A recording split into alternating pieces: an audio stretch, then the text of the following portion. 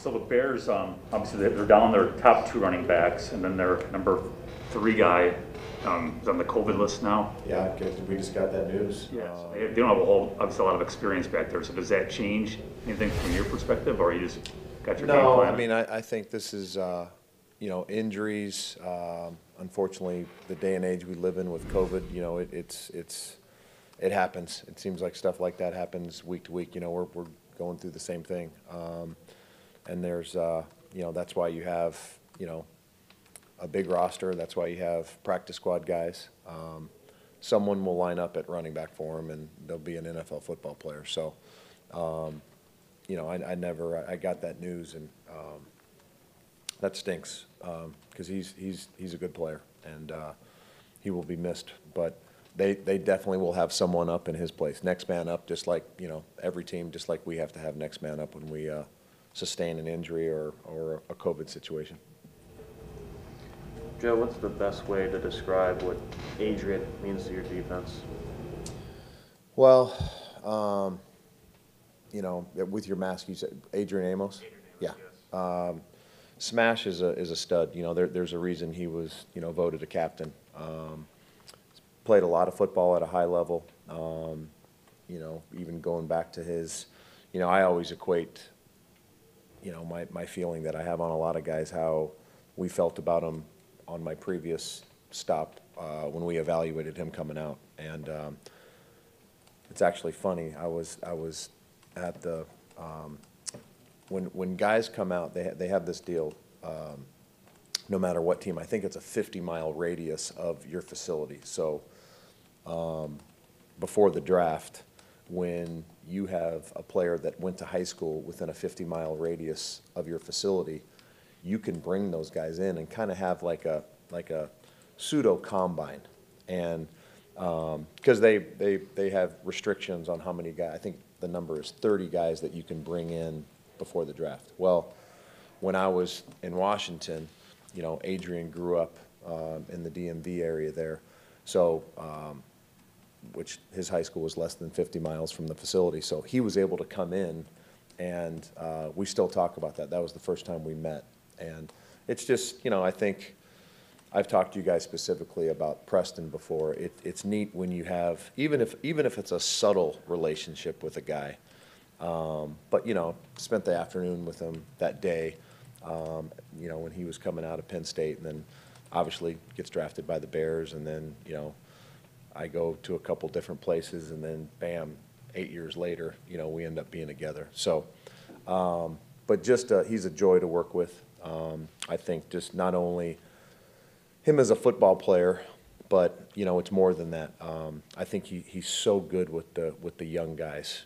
He's just so mature and so squared away, and he's definitely a guy, like a young player, even like a T.J. Slayton, that if he ever came to me and asked, I'd say, watch Adrian Amos. If you want to know how to be a pro, everything he does, the way he connects himself on the practice field, in the meeting room, walkthroughs, obviously the way he plays, but he's an unbelievable family man, so he's an A+ in every category. What do you remember about that afternoon you spent with him? Just my big thing, especially with young players like that, is there's because when you make it in this league and you play in this league for a number of years, you grow and you learn and you mature.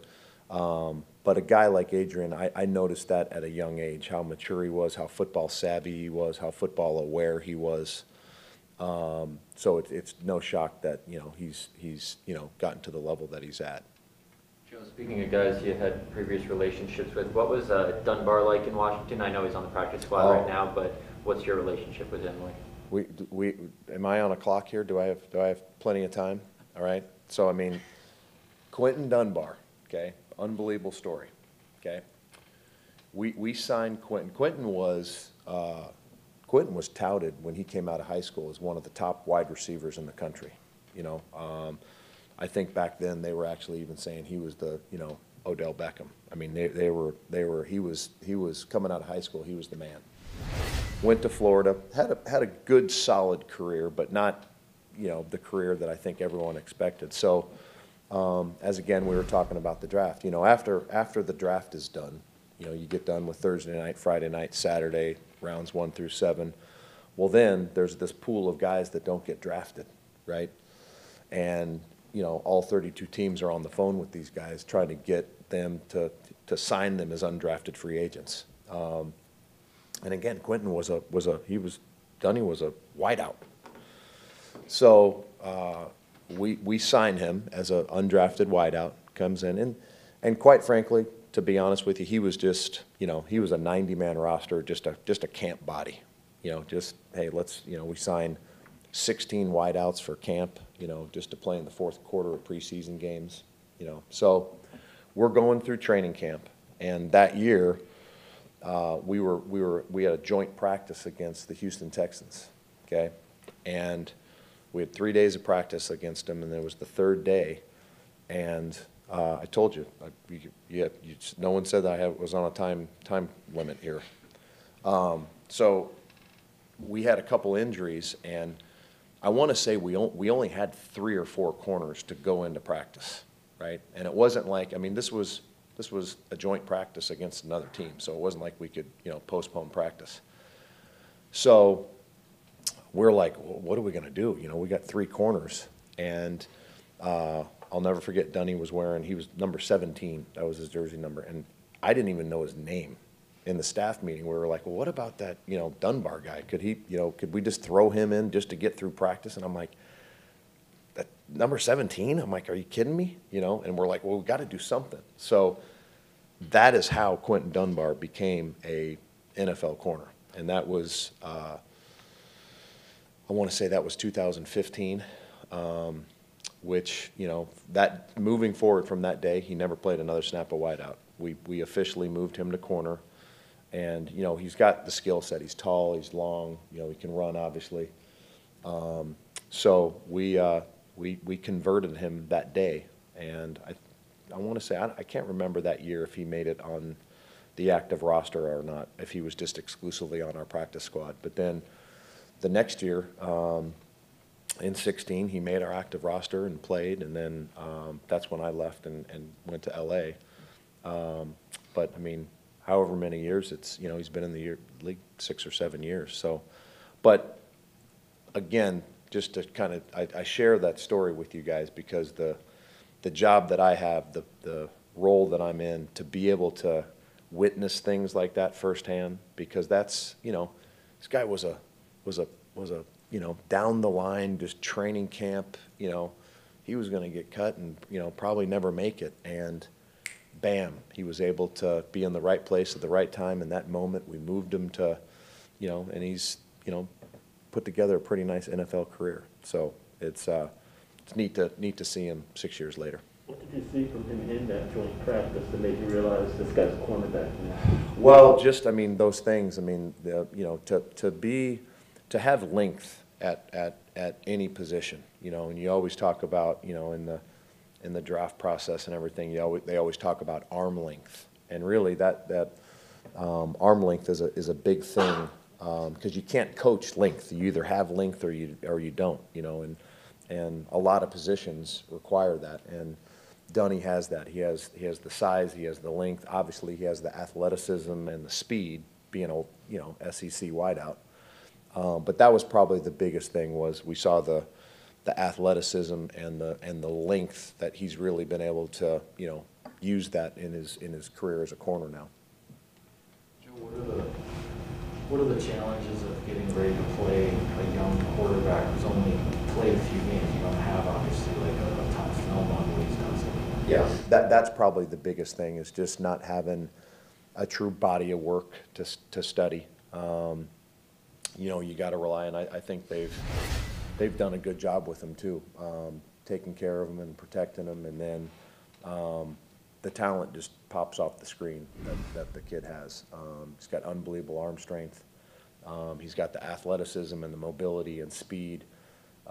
There was a play in the Detroit game where he kind of took off and scrambled, and the safety had an unbelievable angle, and you know, he took off down the sideline for, you know, 15, 18-yard gain. So the athleticism is obviously there, the arm strength is there, and they're doing a good job really putting him in positions to do things that he does well. Joe, it seems like you guys have kind of gotten a rhythm defensively. I assume you feel pretty good with a lot of the things you're doing on that side of the ball. How does that jive with what's going on in the red zone and the success the teams are having against you? Sure. What other things seem to be going pretty well? Yeah. Of course, it's something that we, I think I've talked to you guys up here before. We kind of pride ourselves on, situational football. And you guys know any given Sunday when you watch games come down to situations, right? They come down to, third down. They come down. I mean, of course, first and second down is situational football as well. But, the big ones are third down, red zone, and 2 minute, because that's usually where games are won or lost. And, we're poor right now in the red zone. It's obviously it's always an area of focus, but it's something that we've put a lot of time and energy into it. And, it's something that we're working on constantly and talking about and preaching, and the guys are into it. Tomorrow, we finish the week on Friday always with red zone. So just can't wait to get out there and just, keep grinding away at it and keep chipping away. But it's definitely something we have to improve. There's no doubt about it. Was that an issue when Brandon put the defense in LA? Did it take time for the red zone to be an issue, to be as good as you want it to be, or was there anything? Yeah, I don't think you can, I don't want to, I can't remember. If it was, but every team's different, every locker room's different, when you put in a new system, there's going to be things that, were easy there that are hard here, and vice versa. So, it's everything happens faster in the red zone. Everything is condensed. The speed of an NFL football game is incredible, but the closer you get to the goal line, it speeds up even more. So no, but it's definitely an area of that we constantly are talking about it and working on it, but it does have to improve, absolutely, because we're doing a lot of things really well, but that's something that we absolutely have to improve on. What are the hardest areas that your guys have picked up well? When in transitioning to your scheme? Well, again, these are things that we've all talked about in this room before.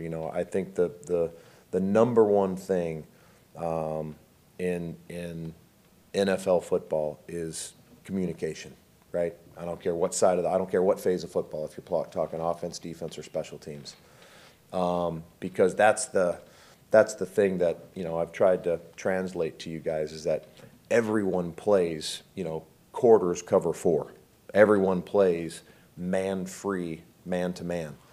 But, what you call it is completely different than what he calls it compared to what you call it. And it's the communication aspect of it. And that's always in any system, And, of course, that's why, when systems are able to be in place year after year after year, the communication flows much easier, much simpler.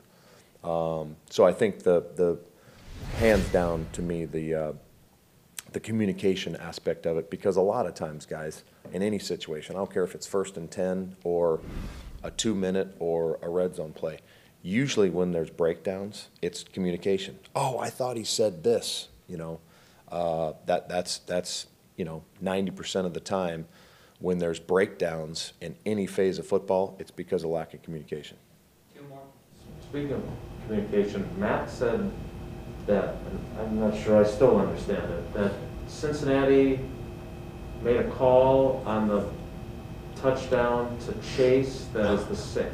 Can you kind of help me understand? Yeah, not to, I won't be lengthy with this story, but of course there's constant communication, signals, all those things.